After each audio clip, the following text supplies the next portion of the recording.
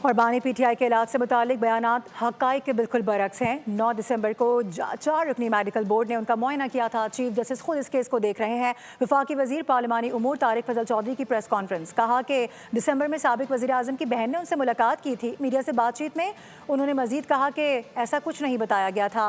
آنکھ میں تکلیف کی شکایت جنوری کے پہلے ہفتے میں موصول ہوئی۔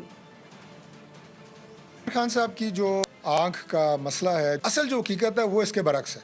اب سب جانتے ہیں کہ 2 دسمبر کو جو ان کی بہن ہے عظمیٰ خان صاحبہ، ان کی ملاقات ہوتی ہے عمران خان صاحب سے، اور اس کے بعد انہوں نے فرمایا کہ جو من میری گفتگو ہوئی ہے عمران خان سے وہ میں میڈیا کے سامنے رکھ رہی ہوں۔ انہوں نے اس میں آنکھ کی تکلیف کا ذکر نہیں کیا۔